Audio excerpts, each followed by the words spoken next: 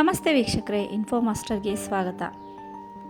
ಮಾರುಕಟ್ಟೆಯು ಚಂಚಲವಾಗಿದ್ದಾಗಲೂ ಶಾಂತವಾಗಿ ಇರುವ ಸಾಮರ್ಥ್ಯ ಯಾರು ಒಳ್ಳೆಯ ಹೂಡಿಕೆದಾರ, ಬುದ್ಧಿವಂತ ಹೂಡಿಕೆದಾರ ಎಂಬುದನ್ನು ತೀರ್ಮಾನಿಸುತ್ತೆ. ಪ್ಯಾಸಿವ್ ಹೂಡಿಕೆ. ನಾಳೆಗಾಗಿ ಇಂದು ಉಳಿತಾಯ ಮಾಡಿ. ಪ್ಯಾಸಿವ್ ಹೂಡಿಕೆ ಅಂದರೆ ಏನು, ಅದರ ಪ್ರಯೋಜನ ಏನು, ಹೇಗೆ ಮಾಡೋದು ಅಂತ ನೋಡೋಣ ಈ ವಿಡಿಯೋನಲ್ಲಿ. ನೀವಿನ್ನು ನಮ್ಮ ಚಾನಲ್ಗೆ ಸಬ್ಸ್ಕ್ರೈಬ್ ಆಗಿಲ್ಲ ಅಂದರೆ ದಯವಿಟ್ಟು ಈ ಕೂಡಲೇ ಸಬ್ಸ್ಕ್ರೈಬ್ ಆಗಿ, ಹಾಗೆ ಬೆಲ್ ಬಟನ್ ಒತ್ತೋದಕ್ಕೆ ಮರಿಬೇಡಿ. ನಾವು ಹಾಕುವ ವಿಡಿಯೋಸ್ನ ಮೊದಲು ನೀವೇ ನೋಡಬಹುದು, ಅದರ ನೋಟಿಫಿಕೇಷನ್ ನಿಮಗೆ ಮೊದಲು ಬರುತ್ತೆ. ಸ್ನೇಹಿತರೆ, ಈ ವಿಡಿಯೋನ ಎಲ್ಲೂ ಸ್ಕಿಪ್ ಮಾಡದೆ ಪೂರ್ತಿಯಾಗಿ ನೋಡಿ. ಇಲ್ಲ ಅಂತ ಹೇಳಿದರೆ ಕೆಲವೊಂದು ಪಾಯಿಂಟ್ಸ್ ಮಾತ್ರ ನಿಮಗೆ ಗೊತ್ತಾಗತ್ತೆ, ಕೆಲವೊಂದು ಗೊತ್ತಾಗಿರಲ್ಲ. ಅರ್ಧಂಬರ್ಧ ತಿಳ್ಕೊಂಡು ನೀವು ಹೂಡಿಕೆ ಮಾಡೋದ್ರಿಂದ ಏನೂ ಪ್ರಯೋಜನ ಸಿಗಲ್ಲ. ಅದರಿಂದ ಸ್ಕಿಪ್ ಮಾಡದೆ ವಿಡಿಯೋನ ಪೂರ್ತಿಯಾಗಿ ನೋಡಿ ಅಂತ ಕೇಳ್ಕೊತೀವಿ. ಸ್ನೇಹಿತರೆ, 2010ರ ದಶಕದ ಆರಂಭದಲ್ಲಿ ಭಾರತದಲ್ಲಿ ಹೂಡಿಕೆ ಅನ್ನೋದು, ಇನ್ವೆಸ್ಟ್ಮೆಂಟ್ ಅನ್ನೋದು ಸಕ್ರಿಯವಾಗಿ ನಿರ್ವಹಿಸುವ ಮ್ಯೂಚುವಲ್ ಫಂಡ್ಗಳು ಅಥವಾ FD, ನಿಶ್ಚಿತ ಬಡ್ಡಿಗಳನ್ನು ನೀಡುವಂತಹ ಉತ್ಪನ್ನಗಳ ಪೈಕಿ ಯಾವುದಾದ್ರೂ ಒಂದನ್ನು ಆಯ್ಕೆ ಮಾಡಿಕೊಳ್ಬೇಕಾಗಿತ್ತು. ಸೂಚ್ಯಂಕ ಆಧರಿಸಿ ಇಂಡೆಕ್ಸ್ ಫಂಡ್ ಅಥವಾ ಎಕ್ಸ್ಚೇಂಜ್ ಟ್ರೇಡೆಡ್ ಫಂಡ್ ETF ಮೂಲಕ ಮಾರುಕಟ್ಟೆ ಲಾಭಕ್ಕೆ ಅನುಗುಣವಾಗಿ ಲಾಭ ಪಡೆಯಬಹುದು ಅನ್ನೋ ಮಾತು ಆ ಸಂದರ್ಭದಲ್ಲಿ ಎಷ್ಟೋ ಜನ ಹೂಡಿಕೆದಾರರಿಗೆ ಗೊತ್ತೇ ಇರಲಿಲ್ಲ. ಆದರೆ ಈಗ 2025ರಲ್ಲಿ ಪ್ಯಾಸಿವ್ ಹೂಡಿಕೆಗಳು ಹಿಂದೆ ತುಂಬ ಕೆಲವು ಜನ ಮಾತ್ರ ಮಾಡ್ತಾಯಿದ್ರು, ಆದರೆ ಈಗ ಅದೇ ಮುಖ್ಯವಾಗಿದೆ. ಇಂಡೆಕ್ಸ್ ಫಂಡ್ ಹಾಗೂ ETFಗಳಲ್ಲಿನ ಹೂಡಿಕೆಗಳು ಹಲವು ಪಟ್ಟು ಹೆಚ್ಚಳ ಕಂಡಿವೆ. ಇದು ಜಾಗತಿಕ ಮಟ್ಟದಲ್ಲಿನ ಬದಲಾವಣೆಯು ಇಲ್ಲಿಯೂ ಪರಿಣಾಮ ಉಂಟು ಮಾಡಿರುವುದನ್ನು ಗಮನಿಸಬಹುದು. ಕಡಿಮೆ ವೆಚ್ಚದ, ಸರಳವಾದ ಹಾಗೂ ಪಾರದರ್ಶಕವಾದ ಹೂಡಿಕೆ ಆಯ್ಕೆಯೊಂದರ ಬಗ್ಗೆ ಭಾರತದ ಹೂಡಿಕೆದಾರರು ಇಂಟ್ರೆಸ್ಟ್ ತೋರಿಸ್ತಾ ಇರೋದನ್ನು ನಾವಿಲ್ಲಿ ನೋಡಬಹುದು. ಇದು ದೇಶದ ಕುಟುಂಬಗಳು ಸಂಪತ್ತು ಸೃಷ್ಟಿಯಲ್ಲಿ ಹೂಡಿಕೆಯ ಮೊತ್ತವನ್ನು ಸರಿಯಾಗಿ ನಿಯೋಜಿಸುವುದರಲ್ಲಿ ಹಾಗೂ ಹಣಕಾಸಿನ ಶಿಸ್ತಿನಲ್ಲಿ ಹೊಸ ಪರಿಕಲ್ಪನೆಗಳನ್ನು ರೂಪಿಸಿಕೊಳ್ಳುತ್ತಿರುವುದನ್ನು ಹೇಳುತ್ತೆ. 2000ನೇ ಇಸ್ವಿಯಲ್ಲಿ ದೇಶದ ಮೊದಲ ಇಂಡೆಕ್ಸ್ ಫಂಡ್ ಹಾಗೂ 2001ರಲ್ಲಿ ಮೊದಲ ETF ಫಂಡ್ ಆರಂಭ ಆಯಿತು. ದೇಶದಲ್ಲಿ ಪ್ಯಾಸಿವ್ ಹೂಡಿಕೆಗಳು ಆಗಷ್ಟೇ ಅಂಬೆಗಾಲಿರಿಸ್ತಾ ಇದ್ವು. ಹಲವು ವರ್ಷಗಳವರೆಗೆ ಇವುಗಳ ಬೆಳವಣಿಗೆ ನಿಧಾನ ಆಗಿತ್ತು. ಜನರಲ್ಲಿ ಇವುಗಳ ಬಗ್ಗೆ ಅರಿವು ಹೆಚ್ಚಾಗಿ ಇರಲಿಲ್ಲ. ಹೂಡಿಕೆಗೆ ಆಯ್ಕೆಗಳು ಸೀಮಿತವಾಗಿ ಇದ್ದವು. ವಿತರಣಾ ಜಾಲವು ಕೂಡ ಸಕ್ರಿಯವಾಗಿ ನಿರ್ವಹಣೆಯ ಫಂಡ್ಗಳ ಕಡೆ ಹೆಚ್ಚು ವಾಲಿಕೊಂಡು ಇದ್ವು. ಆದರೆ ಈಗ ಒಂದು 10 ವರ್ಷಗಳಿಂದ ಬದಲಾವಣೆಗೆ ವೇಗ ಸಿಕ್ಕಿದೆ. ಪ್ಯಾಸಿವ್ ಹೂಡಿಕೆಗಳ ಕೇಂದ್ರದಲ್ಲಿ ಇರುವುದು 2 ಉತ್ಪನ್ನಗಳು, ಇಂಡೆಕ್ಸ್ ಫಂಡ್ಗಳು ಹಾಗೂ ETFಗಳು. ಇವೆರಡೂ ಉತ್ಪನ್ನಗಳ ಉದ್ದೇಶ ಒಂದೇ: ತಾವು ಅನುಕರಣೆ ಮಾಡುವ ಸೂಚ್ಯಂಕವು ನೀಡುವ ಲಾಭಕ್ಕೆ ಸಮನಾದ ಲಾಭವನ್ನು ಅವು ಕೂಡ ನೀಡಲು ಯತ್ನಿಸುತ್ತವೆ. ETFಗಳನ್ನು ದಿನದ ವಹಿವಾಟಿನ ಹೊತ್ತಿನಲ್ಲಿ ಷೇರುಗಳ ರೀತಿಯಲ್ಲಿಯೇ ಖರೀದಿಸಬಹುದು, ಮಾರಾಟ ಮಾಡಬಹುದು. ಇದಕ್ಕೆ ಡಿಮ್ಯಾಟ್ ಖಾತೆ ಅಗತ್ಯ. ಆದರೆ ಇಂಡೆಕ್ಸ್ ಫಂಡ್ಗಳನ್ನು ಖರೀದಿಸುವುದು, ಮಾರಾಟ ಮಾಡುವುದು ದಿನದ ಅಂತ್ಯಕ್ಕೆ ಮಾತ್ರ ಸಾಧ್ಯ. ಈ ಎರಡೂ ಹೂಡಿಕೆ ಉತ್ಪನ್ನಗಳು ಹೂಡಿಕೆದಾರರಿಗೆ ಸಕ್ರಿಯ ಫಂಡ್ಗಳಿಗಿಂತ ಕಡಿಮೆ ವೆಚ್ಚದಲ್ಲಿ ವೈವಿಧ್ಯಮಯವಾದ ಪೋರ್ಟ್ಫೋಲಿಯೋ ಹೊಂದಲು ಅವಕಾಶ ಮಾಡಿಕೊಡುತ್ತವೆ. ಉದಾಹರಣೆಗೆ, ಒಂದು ಕಂಪನಿಯ ಒಂದು ಷೇರಿಗೆ 1,000 ರೂಪಾಯಿ ಇತ್ತು ಅಂತ ಇಟ್ಕೊಳ್ಳೋಣ. ಆದರೆ ಹೂಡಿಕೆ ಮಾಡೋರೆಲ್ಲ ಶ್ರೀಮಂತರೇ ಆಗಿರಬೇಕು ಅಂತ ಇಲ್ಲ. ಸ್ವಲ್ಪ ದುಡ್ಡಿಂದ ಕೂಡ ಹೂಡಿಕೆ ಮಾಡಬಹುದು. ಈ ಇಂಡೆಕ್ಸ್ ಫಂಡ್ಗಳು, ETFಗಳು ಆ 1,000 ಇದ್ದದ್ದನ್ನು 10 ರೂಪಾಯಿ, 100 ರೂಪಾಯಿ, 200 ರೂಪಾಯಿಗಳಿಗೆ ಒಂದು ಷೇರಿಗೆ ಮಾರಾಟ ಮಾಡ್ತವೆ. ಹಾಗಾಗಿ ನಾವು ಯಾರು ಇನ್ವೆಸ್ಟ್ ಮಾಡೋಕ್ಕೆ ಮನಸ್ಸಿರುತ್ತೋ, ಇದರಲ್ಲಿ ಹೂಡಿಕೆ ಮಾಡೋಕ್ಕೆ ಮನಸ್ಸಿರುತ್ತೋ ಅವರಿಗೆ ಇದರಿಂದ ಅನುಕೂಲ ಆಗುತ್ತೆ. ಯಾಕಂದರೆ ಕಡಿಮೆ ದುಡ್ಡಿನಲ್ಲಿ ಕೂಡ ಅವರು ಆ ಕಂಪನಿಯ ಶೇರ್ಗಳನ್ನು ಖರೀದಿಸಬಹುದಾಗಿದೆ. ದೇಶದಲ್ಲಿ ಈಗ ಪ್ಯಾಸಿವ್ ಫಂಡ್ಗಳು ಈಕ್ವಿಟಿಯ ಆಚೆಗೂ ಚಾಚಿಕೊಂಡಿವೆ. ಇಂದು ಹೂಡಿಕೆದಾರರು ಮಾರುಕಟ್ಟೆ ಬಂಡವಾಳ ಆಧಾರಿತ ಸೂಚ್ಯಂಕಗಳ ಮೂಲಕ ನಿರ್ದಿಷ್ಟ ವಿಷಯಗಳಿಗೆ ಸಂಬಂಧಿಸಿದ ಸೂಚ್ಯಂಕಗಳ ಮೂಲಕ ಈಕ್ವಿಟಿ ಮಾರುಕಟ್ಟೆಯಲ್ಲಿ ಹಣ ತೊಡಗಿಸಬಹುದು. ಸರ್ಕಾರಿ ಸಾಲಪತ್ರಗಳಲ್ಲಿ ಹಣ ತೊಡಗಿಸುವ ETF-ಗಳು, ಇಂಡೆಕ್ಸ್ ಫಂಡ್ಗಳು ಕೂಡ ಇವೆ. ಅಮೂಲ್ಯ ಲೋಹಗಳಾದ ಚಿನ್ನ ಮತ್ತು ಬೆಳ್ಳಿಯ ಮೇಲೆ ETF-ಗಳ ಮೂಲಕ ಹೂಡಿಕೆ ಮಾಡಬಹುದು. ಹಲವಾರು ಅನುಕೂಲಗಳ ಕಾರಣದಿಂದ ಹೂಡಿಕೆದಾರರು ಈಗ ಪ್ಯಾಸಿವ್ ಫಂಡ್ಗಳತ್ತ ಹೆಚ್ಚೆಚ್ಚು ಆಕರ್ಷಿತರಾಗ್ತಿದ್ದಾರೆ. ಈ ಫಂಡ್ಗಳ ವೆಚ್ಚವು ಸಕ್ರಿಯ ಫಂಡ್ಗಳ ವೆಚ್ಚಕ್ಕಿಂತ ಬಹಳ ಕಡಿಮೆ. ಇವುಗಳ ಎಕ್ಸ್ಪೆನ್ಸ್ ರೇಷಿಯೋ ಸಕ್ರಿಯ ಫಂಡ್ಗಳ ಎಕ್ಸ್ಪೆನ್ಸ್ ರೇಷಿಯೋ ಜೊತೆ ಹೋಲಿಸಿದರೆ 1/3 ಅಥವಾ ಅದಕ್ಕಿಂತನೂ ಕಡಿಮೆ.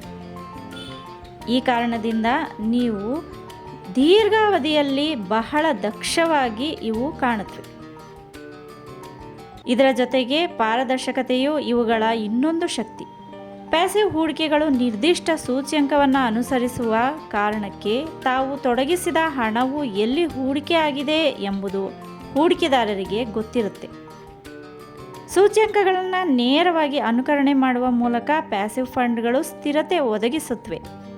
ನಿಧಿ ನಿರ್ವಾಹಕರ ತೀರ್ಮಾನಗಳಿಂದಾಗಿ ಫಂಡ್ನ ಗಳಿಕೆಯು ಕಡಿಮೆ ಆಯಿತು ಎಂಬ ತಕರಾರು ಇಲ್ಲಿ ಇರೋದಿಲ್ಲ. ಈ ಫಂಡ್ಗಳು ಹೂಡಿಕೆಯಲ್ಲಿ ತಕ್ಷಣಕ್ಕೆ ವೈವಿಧ್ಯವನ್ನು ತಂದುಕೊಡುತ್ತವೆ. ಒಂದೇ ಒಂದು ಫಂಡ್ ಡಜನ್ಗಟ್ಟಲೆ ಕಂಪನಿಗಳ ಷೇರುಗಳಲ್ಲಿ ಅಥವಾ ಕೆಲವು ಸಂದರ್ಭಗಳಲ್ಲಿ ನೂರಾರು ಕಂಪನಿಗಳ ಷೇರುಗಳಲ್ಲಿ ಹಣ ತೊಡಗಿಸಬಹುದು. ಬಹಳ ಮುಖ್ಯವಾಗಿ ಹೇಳಬೇಕೆಂದರೆ ಈ ಬಗೆಯ ಫಂಡ್ಗಳು ಸುಲಭವಾಗಿ ಲಭ್ಯ. ಕೇವಲ 500 ರೂಪಾಯಿಯಿಂದ SIP ಮೂಲಕ ಕೂಡ ಇದರಲ್ಲಿ ಹೂಡಿಕೆ ಮಾಡಬಹುದು. ಹೀಗಾಗಿ ಇವು ಎಲ್ಲ ಬಗೆಯ ಆದಾಯ ವರ್ಗದವರಿಗೂ ಸೂಕ್ತವಾಗಿದೆ. ಕಡಿಮೆ ಆದಾಯ ಇರೋರು ಕೂಡ ಅವರೂ ಇನ್ವೆಸ್ಟ್ ಮಾಡಬಹುದು, ಪ್ಯಾಸಿವ್ ಹೂಡಿಕೆ ಮಾಡಬಹುದು. ಯಾವಾಗ ಬೇಕಾದರೂ ಎಷ್ಟು ಬೇಕಾದರೂ, ಕಡಿಮೆ ಅಂದರೆ 100 ರೂಪಾಯಿದು ಕೂಡ ಇದೆ, ಅಲ್ಲಿಂದ ಹಿಡಿದು ಎಷ್ಟು ರೂಪಾಯಿವರೆಗೂ ಬೇಕಾದರೂ ನೀವು ಇದರಲ್ಲಿ ಹೂಡಿಕೆ ಮಾಡಬಹುದಾಗಿದೆ. ಪ್ಯಾಸಿವ್ ಫಂಡ್ ಆಯ್ಕೆ ಮಾಡುವಾಗ ಅವು ಯಾವ ಸೂಚ್ಯಂಕವನ್ನು ಅನುಕರಿಸುತ್ತವೆ, ಆ ಸೂಚ್ಯಂಕದ ಮಹತ್ವ ಏನು ಅಂತ ಅನ್ನೋದನ್ನು ತಿಳ್ಕೊಳ್ಳೇಬೇಕಾಗಿದೆ. ಮುಖ್ಯವಾದ ಹಾಗೂ ದೀರ್ಘಾವಧಿಯ ಹೂಡಿಕೆಗೆ ವಿಸ್ತೃತ ಮಾರುಕಟ್ಟೆಯ ಸೂಚ್ಯಂಕಗಳು ಹೆಚ್ಚು ಸೂಕ್ತ. ಕೆಲವು ವಲಯಗಳಿಗೆ ಸೀಮಿತವಾದ ಸೂಚ್ಯಂಕಗಳ ಮೇಲಿನ ಹೂಡಿಕೆಯನ್ನು ಬದಲಿ ಹೂಡಿಕೆಯನ್ನಾಗಿ ಪರಿಗಣಿಸಬಹುದು. ಹೂಡಿಕೆಯ ಗುರಿ ಹಾಗೂ ರಿಸ್ಕ್ ತೆಗೆದುಕೊಳ್ಳುವ ಸಾಮರ್ಥ್ಯವನ್ನು ಆಧರಿಸಿ ಯಾವ ಸೂಚ್ಯಂಕ ಬೇಕು ಎಂಬುದನ್ನು ಆಯ್ಕೆ ಮಾಡಿಕೊಳ್ಳಬಹುದು. ಸೂಕ್ತವಾದ ಸೂಚ್ಯಂಕವನ್ನು ಆಯ್ಕೆ ಮಾಡಿಕೊಂಡ ನಂತರದಲ್ಲಿ ಮುಂದಿನ ಹೆಜ್ಜೆ 2 ಮುಖ್ಯವಾದ ಅಂಶಗಳನ್ನು ಪರಿಗಣಿಸುವುದು. ಒಂದು ವೆಚ್ಚ ಎಕ್ಸ್ಪೆನ್ಸ್ ರೇಷಿಯೋ ಹಾಗೂ ಫಂಡ್ನ ಲಾಭ ಗಳಿಕೆಯ ದಾಖಲೆಯನ್ನು ಪರಿಶೀಲಿಸಿ. ಎಕ್ಸ್ಪೆನ್ಸ್ ರೇಷಿಯೋ ಕಡಿಮೆ ಇರುವ ಹಾಗೂ ಸೂಚ್ಯಂಕ ನೀಡುವ ಗಳಿಕೆಗೆ ಅತ್ಯಂತ ಸನಿಹದ ಗಳಿಕೆಯನ್ನು ನೀಡುವ ಫಂಡ್ಗಳು ದೀರ್ಘಾವಧಿಯಲ್ಲಿ ಹೆಚ್ಚು ದಕ್ಷ ಎಂದು ಪರಿಗಣಿತವಾಗಿವೆ. ಇವುಗಳಷ್ಟೇ ಮುಖ್ಯವಾಗುವುದು ಫಂಡನ್ನು ನಿರ್ವಹಿಸುತ್ತಿರುವ ಕಂಪನಿಯ ವಿಶ್ವಾಸಾರ್ಹತೆ. ಸದೃಢವಾದ ಹಾಗೂ ಉತ್ತಮವಾದ ಆಡಳಿತದ ಗುಣಮಟ್ಟ ಇರುವ ಆಸ್ತಿ ನಿರ್ವಹಣಾ ಕಂಪನಿಗಳು AMC ಹೆಚ್ಚಿನ ವಿಶ್ವಾಸಾರ್ಹತೆಯನ್ನು ಹೊಂದಿರುತ್ತವೆ. ಅಲ್ಲದೆ ರಾಷ್ಟ್ರೀಕೃತ ಬ್ಯಾಂಕುಗಳಲ್ಲಿಯೂ ಕೂಡ ಮ್ಯೂಚುವಲ್ ಫಂಡ್ಗಳಲ್ಲಿ ಆಗಿರಬಹುದು ಅಥವಾ ಡಿಮ್ಯಾಟ್ ಅಕೌಂಟ್ ಮುಖಾಂತರನಾದರೂ ಆಗಿರಬಹುದು, ನೀವು ಪ್ಯಾಸಿವ್ ಹೂಡಿಕೆಯನ್ನು ಮಾಡಬಹುದಾಗಿದೆ. ಅದರಲ್ಲೂ ತುಂಬಾ ಸ್ಕೀಮ್ಗಳನ್ನ ಬಿಟ್ಟಿದ್ದಾರೆ ಬ್ಯಾಂಕ್ಗಳಲ್ಲಿ. ಕೇಳಿ ತಿಳ್ಕೊಂಡು ಆನಂತರನೇ ಹೂಡಿಕೆ ಮಾಡಿ. ನಮ್ಮ ಭಾರತದ ಮ್ಯೂಚುವಲ್ ಫಂಡ್ ಉದ್ದಿಮೆಯ ತುಂಬಾ ವೇಗವಾಗಿ ವಿಕಾಸ ಹೊಂದುತ್ತಿದೆ. ಮುಂದಿನ 1 ದಶಕದಲ್ಲಿ ಅಂದರೆ 10 ವರ್ಷಗಳಲ್ಲಿ ಪ್ಯಾಸಿವ್ ಫಂಡ್ಗಳು ಉದ್ಯಮದಲ್ಲಿನ ಒಟ್ಟು ಹೂಡಿಕೆಗಳ 25-30% ಪಾಲನ್ನು ಹೊಂದಬಹುದು. ಜಾಗತಿಕ ಮಟ್ಟದಲ್ಲಿ ಕೂಡ ಪ್ಯಾಸಿವ್ ಫಂಡ್ಗಳ ಪಾಲು ಸರಿಸುಮಾರು ಹೀಗೇ ಇದೆ. ಇಲ್ಲಿ ಹೊಸತನಗಳು ಈಗಾಗಲೇ ಕಾಣುತ್ತಿವೆ. ಹೈಬ್ರಿಡ್, ಮಲ್ಟಿ ಅಸೆಟ್, ಪ್ಯಾಸಿವ್ ಹೂಡಿಕೆ ಉತ್ಪನ್ನಗಳು ಆರಂಭವಾಗುವ ನಿರೀಕ್ಷೆಯಲ್ಲಿವೆ. ಪ್ಯಾಸಿವ್ ಫಂಡ್ಗಳಲ್ಲಿ ಹೂಡಿಕೆ ಮಾಡುವುದು ಅಂದರೆ ಲಾಭದ ಪ್ರಮಾಣವನ್ನು ಬಿಟ್ಟುಕೊಡೋದು ಅಂತ ಅಲ್ಲ, ಬದಲಿಗೆ ಹೆಚ್ಚಿನ ನಿಯಂತ್ರಣವನ್ನು ಹೊಂದುವುದು. ಬಹಳಷ್ಟು ಆಯ್ಕೆಗಳನ್ನು ನೀಡುವ ಪ್ಯಾಸಿವ್ ಫಂಡ್ಗಳು ಈಗ ಬಂಡವಾಳ ಮಾರುಕಟ್ಟೆಯ ನಕಲು ಅಲ್ಲ. ಅವು ಹೂಡಿಕೆಯ ಮೊತ್ತವನ್ನು ಹಂಚಿಕೆ ಮಾಡಲು, ವೈವಿಧ್ಯವನ್ನು ಸಾಧಿಸಲು ಹಾಗೂ ಶಿಸ್ತಿನಿಂದ ಸಂಪತ್ತು ಸೃಷ್ಟಿಸಲು ಇರುವ ಮಹತ್ವದ ಆಯ್ಕೆಗಳಾಗಿವೆ. ಜಾಗತಿಕ ಬದಲಾವಣೆ ಜಗತ್ತಿನಾದ್ಯಂತ ಪ್ಯಾಸಿವ್ ಫಂಡ್ಗಳಲ್ಲಿ ಹೂಡಿಕೆ ತುಂಬಾ ಹೆಚ್ಚಳ ಆಗಿದೆ.